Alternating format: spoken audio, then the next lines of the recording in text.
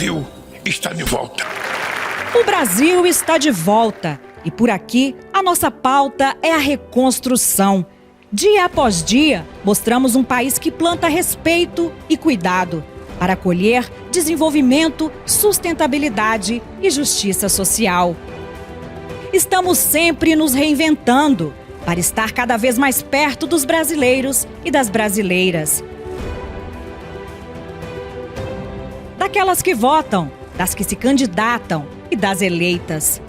Daqueles que constroem o Brasil de hoje e dos que sonham o Brasil de amanhã. Estamos presentes nos momentos de luto e nos momentos de luta. Nunca esquecendo o nosso compromisso com a verdade e com a esperança. De um Brasil com oportunidade para todos e todas. Um Brasil gigante. Um Brasil com a cara do povo.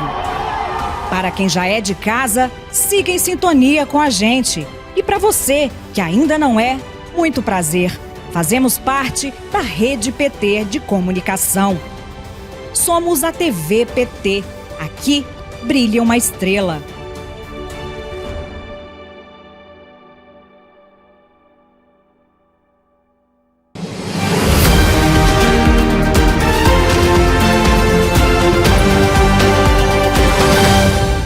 Hoje é segunda-feira, 30 de dezembro, e você vai ver nessa edição especial do Jornal PT Brasil a reapresentação da entrevista com o advogado Marcelo Schmidt sobre a importância da regulamentação das redes sociais, além da entrevista também com o deputado federal Carlos Zaratini, que falou sobre a proposta que quer afastar militares da política.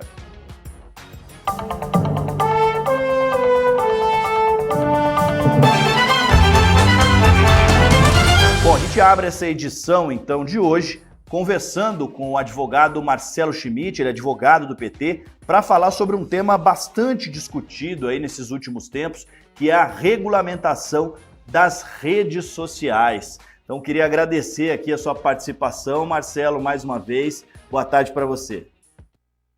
Boa tarde, Matheus. Uma satisfação estar aqui. Marcelo, eu queria começar te perguntando, então, o Supremo Tribunal já voltou a julgar a regulamentação da publicação de conteúdos nas redes sociais. Um dos pontos é a exigência de uma ordem judicial específica para exclusão de conteúdos publicados pelos usuários. Essa medida também quer responsabilizar provedores, sites e gestores de redes sociais por qualquer dano causado pelos posts. Qual a importância dessa medida, Marcelo? Matheus, essa medida, esse julgamento do Supremo neste momento, ele pode ressignificar por completo as relações das mídias sociais e da vida brasileira no ambiente virtual. À medida em que hoje nós vivemos uma situação em que as plataformas das redes sociais e muitos dos sites que também servem como espaços de comunicação para todos nós, eles vivem uma verdadeira imunidade com relação à sua responsabilidade. Eles não respondem hoje pelas atividades praticadas por terceiros, por usuários das suas plataformas, e esse julgamento está justamente entrando nessa discussão. Se é responsabilidade das plataformas responder por atos de terceiros. E uma consequência disso, por óbvio, seria justamente a responsabilidade de essas empresas fiscalizarem o conteúdo. Então, hoje o Supremo julga se as empresas vão ser responsabilizadas por danos causados e, por consequência, se eles vão também fiscalizar e de que forma vão fiscalizar esses conteúdos. Existe muita discussão em torno desse tema, né? A gente sabe que isso já é aplicado em vários países, né? Essa regulamentação, né? E muita gente acaba caracterizando isso como censura, enfim. Mas essa já é uma realidade que existe, essa legislação, em outros lugares, não é mesmo? Exato. O Brasil atualmente está num déficit de legislação com relação à regulamentação das redes sociais. O Brasil hoje tem o Marco Civil da Internet, que é uma conquista relevante do nosso país, é uma conquista normativa que avançou muito, mas no seu famoso artigo 19 trouxe essa imunidade para as plataformas e é muito diferente do que acontece em outros países. Então hoje pode-se avançar E esse argumento de que haveria um tipo de censura, ou mesmo de que haveria algum tipo de gasto a mais por parte das plataformas, na nossa opinião, não prospera, né? A gente sabe que essas plataformas todas, elas comercializam serviços, elas utilizam dos dados dos usuários, utilizam de tendências, os seus algoritmos captam uma série de informações de todos nós, usuários, e essas informações são comercializadas. Então, não nos parece razoável que todas as plataformas possam utilizar, comercializar no Brasil, prestar esse serviço no Brasil e simplesmente não responder, né, pelos danos que são praticados dentro da sua plataforma. O argumento da censura não prospera. Na verdade, as plataformas podem sim hoje exercer um controle mínimo daquilo que acontece, e o Brasil já avançou muito nesse aspecto. O combate à violência política, o combate à violência política de gênero, o combate ao discurso de ódio e o combate à violência contra as instituições nas redes. O Brasil está vivendo muito nos últimos anos de experiências negativas, como consequência dessa ausência de regulamentação, e qualquer argumento sobre censura prévia ou mesmo um aumento de gastos para realizar essa fiscalização, na nossa opinião, não deve prosperar. Esperamos que o Supremo possa avançar e declarar a inconstitucionalidade desse artigo 19 do Marco Civil da Internet. Marcelo, existe muito esse debate sobre por quem deve ser feita essa regulamentação, né? Se é pelo Congresso Nacional, e aí fica esse impasse, essa discussão ali dentro, e essa questão acaba não avançando, ou se é o STF. A partir dessa situação, desse cenário, como é que o senhor enxerga essa situação? Quem deve regulamentar? No nosso sistema, o ideal seria que o Congresso regulamentasse essa situação. A gente sabe que por trás disso é uma discussão política muito complexa, uma discussão que envolve toda a sociedade, e o ideal seria que sim, o Congresso Nacional tivesse se debruçado sobre a matéria e trouxesse propostas, ouvisse a sociedade e trouxesse propostas normativas capazes de regulamentar o funcionamento das redes. Isso não aconteceu a contento. Então, assim como em outras situações, quando o Congresso não dá conta de regulamentar importantes assuntos da nossa vida no Brasil, o Judiciário acaba sendo provocado para que o faça no exercício da sua função atípica, né, do controle da constitucionalidade das normas, poder dizer como que essas normas devem ser interpretadas. Então, eu não vejo de uma forma negativa o Supremo estar sendo acessado pelos que estão ali presentes discutindo o assunto. Não vejo como uma forma negativa o Supremo dizer de forma como deve ser aplicada essa lei. Isso, na verdade, está já no contexto da realidade das nossas instituições. Há um equilíbrio, sim, entre as instituições, entre o legislativo, entre o judiciário, mas em alguns momentos um acaba tendo que exercer um pouquinho das funções do outro. Isso faz parte do nosso sistema republicano, faz parte do nosso constitucionalismo. Então eu não vejo isso como um problema e, de fato, o Supremo está no bojo de tanto de recursos extraordinários quanto de ações de controle de constitucionalidade a se debruçar sobre um assunto que é muito relevante e muito urgente na nossa sociedade. Então o Supremo vai sim, ao fim e ao cabo, seja qual for o resultado, dar uma resposta que poderia ter sido feita pelo Congresso. Mas isso não traz nenhum prejuízo, de forma alguma, na nossa opinião, para a nossa sociedade, para a nossa vida comunitária nas redes sociais e na internet. Marcelo, a gente acabou de passar aí por um processo eleitoral, né? E a gente vem acompanhando muito dessa campanha feita pela internet, né? A gente acompanhou diversos crimes eleitorais sendo praticados pela internet, inclusive com o avanço agora da inteligência artificial, isso se intensifica mais. Qual que é o impacto disso num processo eleitoral, por exemplo?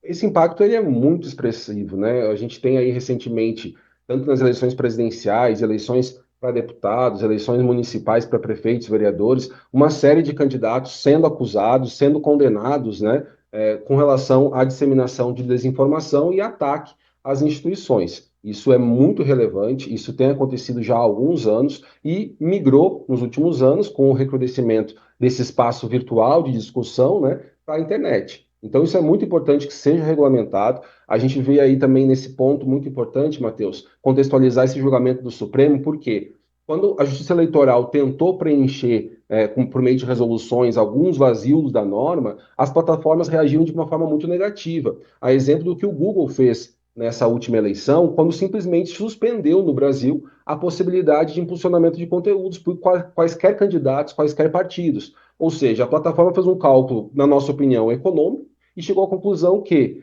para se adequar às normas trazidas pelo TSE para a eleição de 2024, ficaria em tese muito oneroso. Então, essa é uma postura que realmente afasta a responsabilidade das plataformas e, com isso, permite a propagação desse tipo de desinformação, com esse tipo de ataque, com esse discurso de ódio que é muito recorrente. Então, precisamos sim da regulamentação, isso não é censura de forma alguma, mas precisamos que as plataformas também possam fiscalizar de forma adequada esse conteúdo.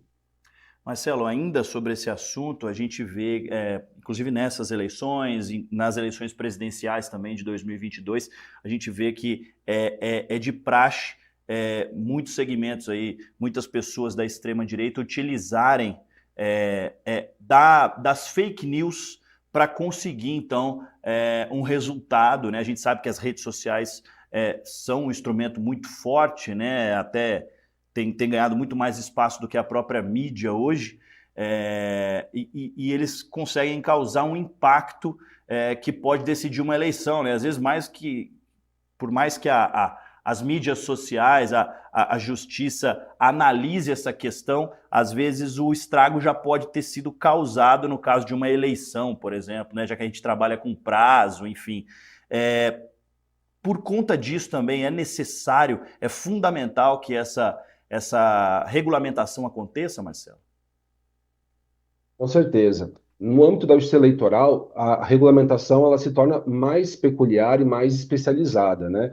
A justiça eleitoral, de fato, ela tem por natureza ser célere, porque as eleições têm uma curta duração, né? A eleição formal de 45 dias é um período muito curto, em que as decisões judiciais têm que ser proferidas de forma muito rápida. Então, qualquer controle de fake news, de ataques, discurso de ódio, tem que ser feito de forma rápida e eficiente. Para isso, nós temos que pensar todo esse funcionamento. O que nós verificamos desde 2018, na eleição presidencial, quando Bolsonaro foi eleito com pouco tempo de TV, com pouco volume de recursos declarados, né, naquela eleição, mas com uma presença maciça nas redes, o que se viu ali foi uma total ausência de controle do que estava acontecendo nas redes sociais e também nos aplicativos de mensagem, né? Naquela época, o Telegram foi uma ferramenta utilizada amplamente por discurso de ódio, por fake news contra candidatos da esquerda, e isso foi impactante para o resultado da eleição. Então, quando a gente tem um resultado da eleição calcado muito em desinformação, é muito difícil depois para o judiciário assumir que o resultado da eleição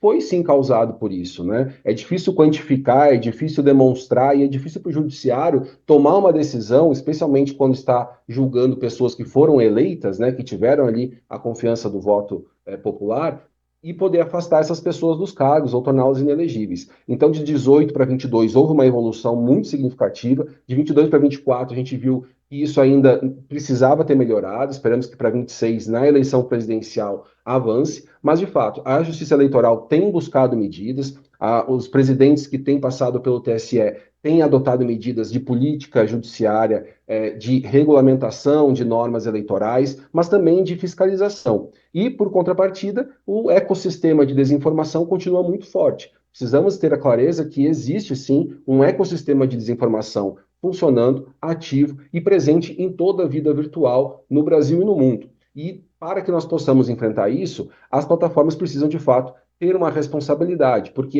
esse ecossistema de desinformação, ele não é algo analisado de forma mecânica ou manual. Precisamos, sim, enfrentar como é que as plataformas analisam isso por meio dos seus algoritmos e que elas possam ajudar no fortalecimento da democracia e que a democracia possa ser fluida, que ela possa acontecer, de fato, como ela foi prevista para acontecer, para que quando as pessoas exerçam seu direito ao voto, exerçam com segurança e livres da desinformação. Marcelo, para fechar, uma última pergunta, outro ponto é a possibilidade de suspensão dos serviços de mensagem, como o WhatsApp, por exemplo, quando a justiça determinar a quebra de sigilo das comunicações e isso for descumprido. Qual que é o impacto? Como é que o senhor vê isso? Essa suspensão, por mais que ela esteja nesse contexto do papel das plataformas de comunicação, dos aplicativos de comunicação, de diálogo bilateral, digamos assim, me parece que ele está um pouquinho distanciado dessa discussão mais de natureza eleitoral, ou até mesmo constitucional. O funcionamento desses aplicativos e as sanções de suspensão, a meu ver, estão mais destacadas no âmbito do direito penal. Ou seja, há uma discussão quando há decisões judiciais no direito penal que determina que as plataformas forneçam os conteúdos que são criptografados, ou seja, aquelas conversas que são entre uma pessoa e uma segunda pessoa, ou seja, a chamada ponta a ponta. Então, nós temos no Brasil uma discussão muito complexa sobre isso. O Supremo já está avançando, já tem ali 2 votos já nesse sentido, acredito que vai avançar também em breve sobre o ponto. Não é um ponto simples, esse julgamento já começou há muitos anos, mas, a meu ver, o que seria mais adequado? Que as plataformas fossem, sim, instadas pelo Poder Judiciário a apresentar conteúdos sigilosos, mas que esses conteúdos sigilosos não violem o que a Constituição garante. A Constituição garante a inviolabilidade das comunicações. Então, conversas entre 2 pessoas não podem ser objeto de uma ordem judicial. A ordem judicial, na nossa opinião, deve se limitar àquilo que é o sigilo com relação ao que se chama de metadados, ou seja, como é que o usuário está utilizando aquela plataforma, mas não com relação ao conteúdo que ali está circulando entre 2 pessoas, o chamado ponta a ponta.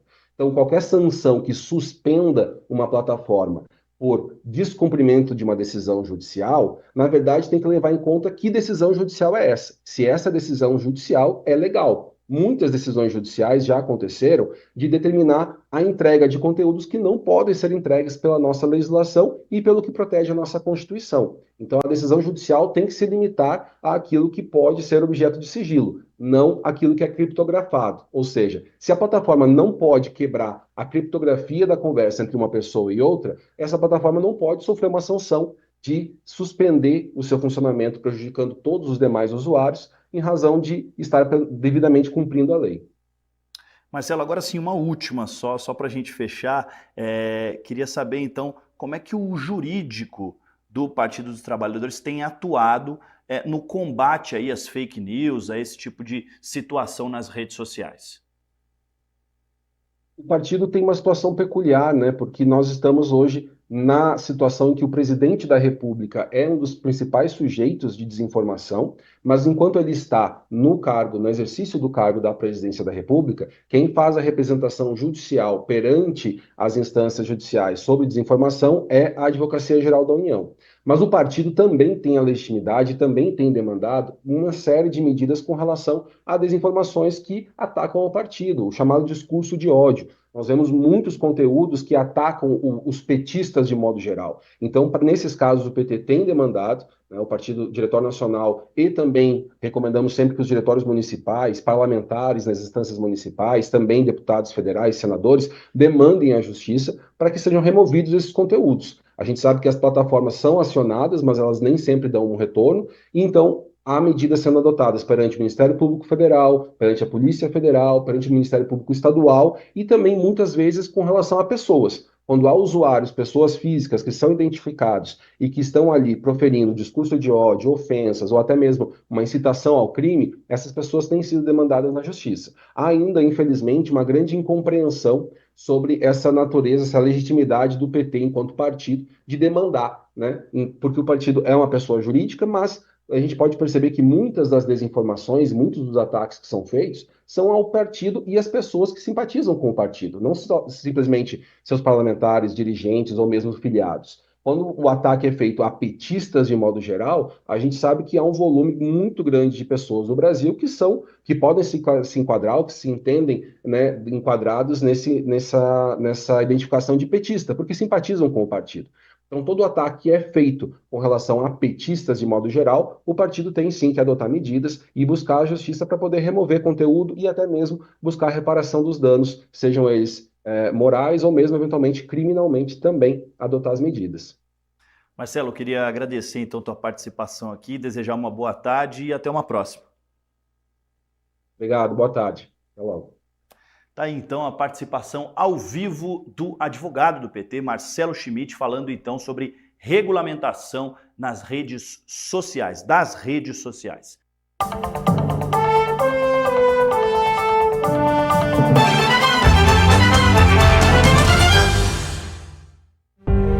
2024 foi um ano de transformação e reconstrução. E aqui, na comunicação do PT, estivemos juntos e juntas nos principais momentos do governo Lula, trazendo a cobertura completa dos principais fatos políticos nas redes sociais, no site, na TV e na Rádio PT. Acompanhamos a ampliação do programa Bolsa Família, responsável por tirar milhões de famílias da fome no governo Lula, e a isenção do imposto de renda para quem ganha até R$5.000, a maior reforma da história do país. Também registramos o lançamento do programa Pé de Meia, um incentivo financeiro que garante uma espécie de poupança para estudantes cadastrados no CadÚnico, além do relançamento da Farmácia Popular, da criação do programa Escola em Tempo Integral, do Desenrola e do programa Cisternas, esse último destinado para famílias rurais de baixa renda, além de outros projetos essenciais para a população brasileira. Tudo que foi planejado a gente fazer até agora está cumprido. Tudo. A gente primeiro precisou criar novos ministérios, recolocar os ministérios que já existiam. A gente precisou repor muitos postos de trabalho que estavam defasados. Então, veja, nós fizemos o PAC. Nós lançamos todos os programas que tinham que ser lançados. E eu tenho dito para meus ministros, nós já plantamos. Agora, 2025 é ano da colheita. Estivemos juntos também em muitos momentos de vitória, como nas eleições municipais de 2024. A de 2024 mostra um processo de reconstrução do PT no processo eleitoral local. Desse ano, ganhamos novos companheiros e companheiras, um apoio fundamental para reforçar nosso compromisso com a verdade e com os valores democráticos. Trabalhamos a todo vapor para levar até você uma programação renovada com informação de qualidade para todas as idades. Por isso, a comunicação do PT agradece a todos os brasileiros e brasileiras que estiveram com a gente ao longo desse ano tão importante. Boas festas e até 2025. Comunicação PT. Aqui brilha uma estrela.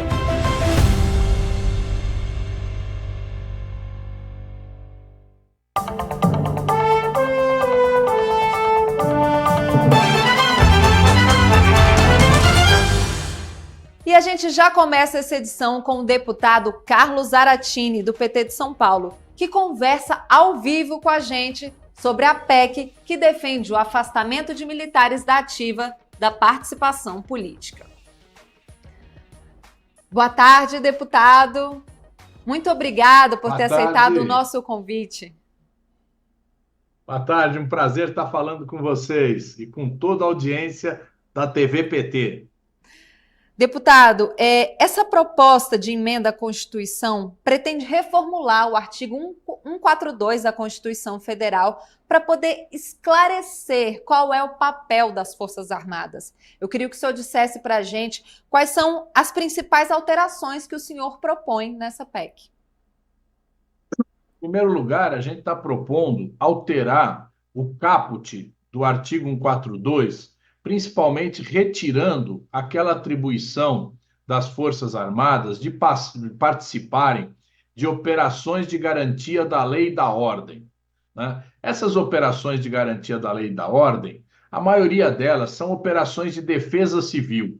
E isso tudo bem, a gente concorda, levar carros-pipa para o Nordeste, atuar quando acontece uma enchente, um desmoronamento, um desastre natural. Isso não é garantia da lei e da ordem. Isso é uma operação de defesa civil. E nós concordamos que, eventualmente, as Forças Armadas podem participar de operações de segurança pública, desde que haja autorização do Congresso Nacional.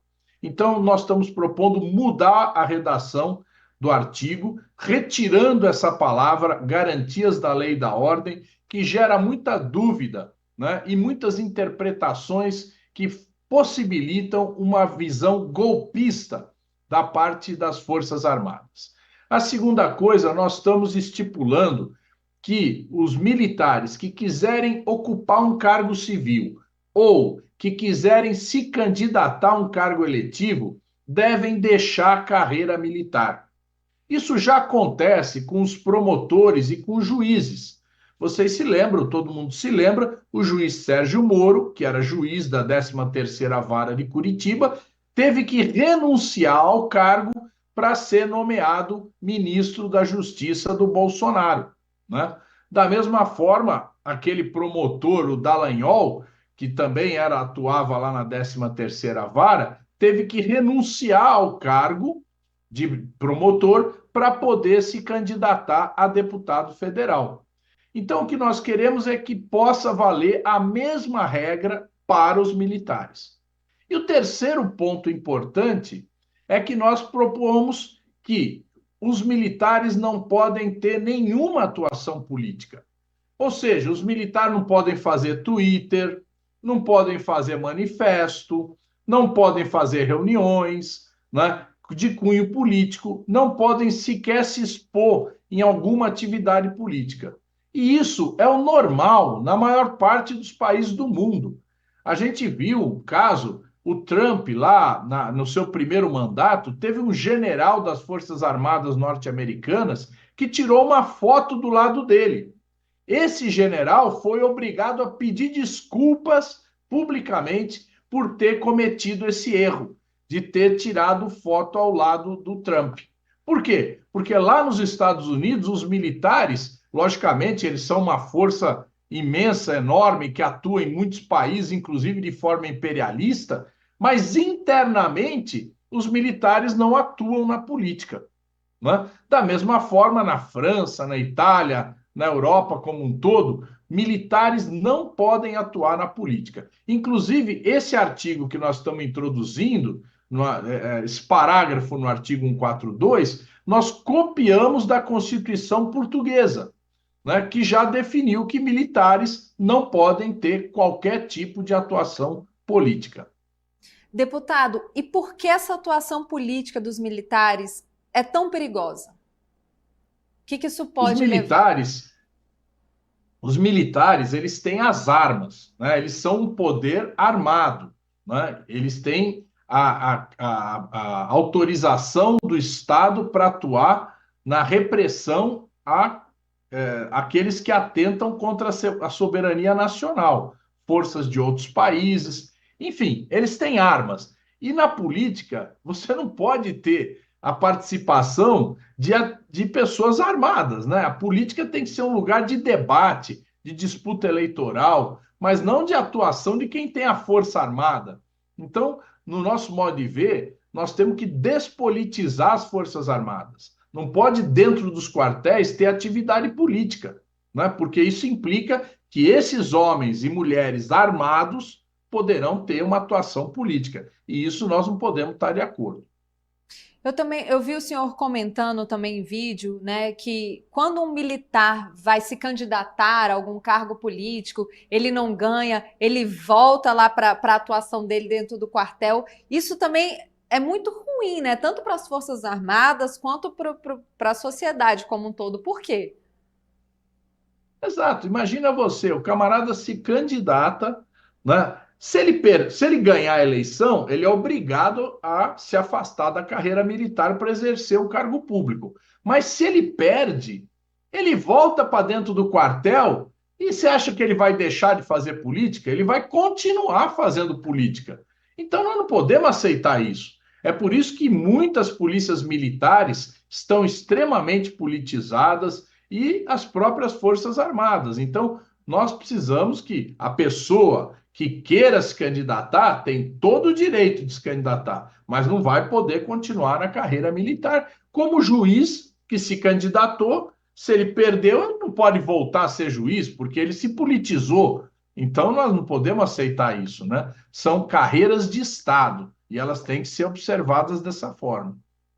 Deputado, 25 militares foram indiciados pela tentativa de golpe de Estado e pelo plano de matar o presidente Lula, o vice-presidente Alckmin e o ministro Alexandre de Moraes. O senhor acha que isso vai acelerar a aprovação dessa PEC? Olha, a gente trabalha para que sim, para que isso acelere. Mas, infelizmente, no Brasil, as pessoas não levam a sério essa ameaça militar, apesar de tudo que nós já vimos acontecer. o golpe de 64, certo? A atuação do general Vilas Boas contra o presidente Lula, né? Nós já vimos tanta coisa no passado recente, agora essa tentativa de golpe para impedir a posse do presidente Lula, para chegar inclusive a planejar o assassinato de Lula, de Alckmin, de Alexandre de Moraes. Mas tem gente que não leva a sério, inclusive no campo da esquerda. Nós precisamos levar a sério, nós não podemos deixar essa ameaça sobre as nossas cabeças, sobre a vida política nacional. Então nós precisamos mostrar para as pessoas que existe um perigo real, e esse perigo, da mesma forma como existe as ameaças das fake news que são disseminadas aí pela internet, né? Que é público e notório e todo mundo está incomodado com isso, nós precisamos nos preocupar também com os militares que conspiram contra a democracia. E nós precisamos tomar atitudes agora para que isso não ocorra mais. Deputado, o senhor já se reuniu com o ministro da Defesa, José Múcio, para debater a proposta. E como foi a recepção dele a essa PEC? Bom, o ministro Múcio e o comando das Forças Armadas, os 3 comandantes, nós já dialogamos sobre isso. Nós não estamos fazendo aqui uma proposta contra os militares. Não é isso que nós queremos. Nós não achamos que... Não estamos fazendo uma proposta revanchista, nada disso. Nós estamos fazendo uma proposta que, inclusive, vai preservar a moral das Forças Armadas, vai garantir, certo, o seu profissionalismo, né? Isso eles entenderam, eles acham que, enfim, é melhor deixar para discutir isso depois. Só que esse depois nunca chega, então nós precisamos discutir isso agora, né? Não adianta de falar, não, é muito boa a sua ideia, mas depois a gente vê. Não, nós queremos discutir esse assunto agora, porque, imaginem vocês, existem dezenas, centenas de militares que comungam dessas opiniões golpistas e que não foram sequer detectados pela Polícia Federal. Então, essas pessoas acabam se rearticulando. Ou a gente toma posição agora, ou daqui a pouco nós vamos estar de novo com outra ameaça de golpe. Deputado, muito obrigada pela participação do senhor aqui na TV PT. Espero que o senhor possa voltar mais vezes para conversar com a gente sobre assuntos tão importantes. Eu que te agradeço, muito obrigado a vocês. Bom dia. Bom dia.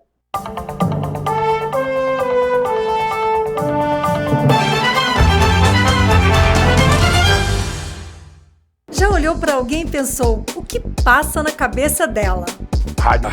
Eu gosto de rádio. Em 2024, a Rádio PT conquistou um crescimento impressionante, conectando mais e mais pessoas com informação e música de qualidade.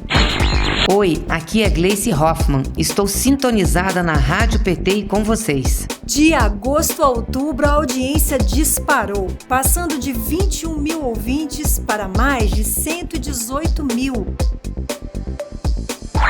Sou Dilma Rousseff e você está sintonizado na Rádio PT. A Rádio PT está no ar 24 horas, trazendo as últimas notícias, análises e a programação que a militância tanto espera.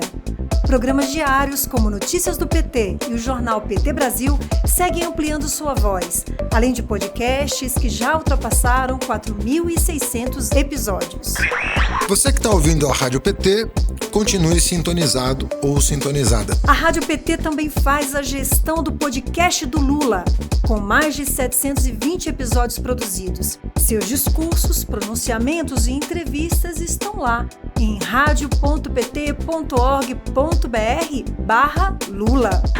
Aqui é o Gilmar Tato e eu estou na sintonia da Rádio PT. Seja pela rádio online, pela nossa rádio agência ou nos podcasts, a Rádio PT está presente em todas as plataformas. E você, claro, é parte fundamental desse crescimento. Gente, eu quero agradecer de coração os nossos ouvintes da Rádio PT pelo acompanhamento. Com você, a Rádio PT não para de crescer. Em 2025, vamos mais longe. E você faz parte dessa jornada.